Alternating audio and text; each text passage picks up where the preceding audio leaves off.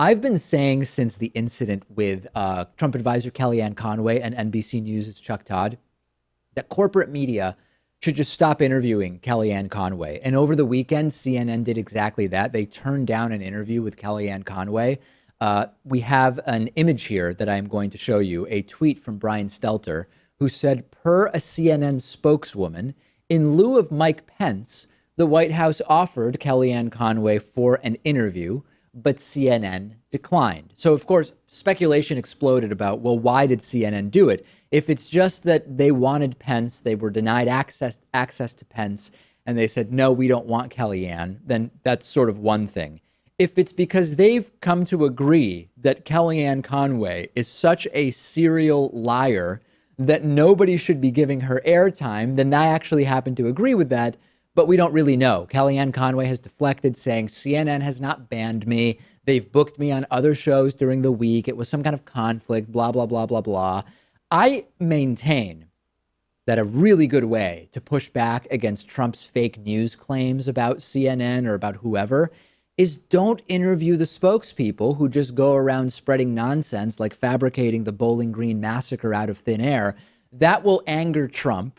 And if the Trumpists are committed to the idea that corporate media like CNN is spreading fake news and blah, blah, blah, does it even really matter whether you interview Kellyanne Conway or not? There's much to gain by just not giving her a platform. I just think that CNN turned her down because she seems to always be on these cable news shows all the time. So maybe the viewers are just getting sick of her. I don't know if they're really taking a stand here, because if they had offered Steve Bannon or Donald Trump himself in Mike Pence's place, I think they would have jumped on that opportunity. Oh, if you offer the president when they're looking for the vice president, obviously nobody's going to turn that down. Steve Bannon, though, would actually be a very, very interesting one.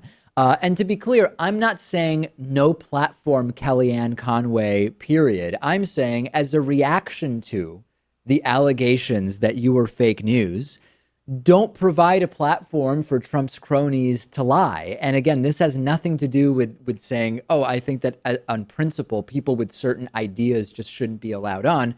Have her on and fight back, do whatever you want. But merely as an act of sort of frustration or deliberately to anger Donald Trump, this is a pretty good way to do it. People who use alternative facts and make up imaginary terrorist attacks don't really contribute constructively to our understanding of what's taking place on the planet, and arguing with her may not achieve much because the Trumpists have already been primed not to believe anything that CNN says. If only we could no-platform Sean Spicer, but unfortunately he's the White House press secretary, so you kind of have to hear from him. It's hard to no-platform the guy who gives daily briefings in the White House press room where all sorts of media outlets, including allegedly soon InfoWars, are present and reporting. Obviously, there are going to be, Breitbart, Fox News. They would never say, hey, you know what?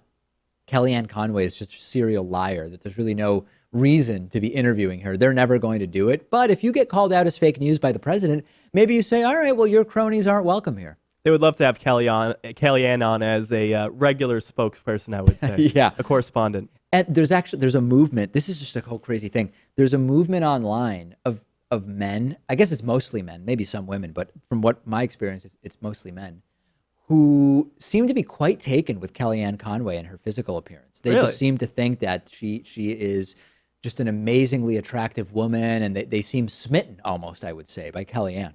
And they love to see her on their television screens. Yeah, I guess so. I think that it would be really tough. We've talked before about, like, could you be with someone whose political views are opposite yours?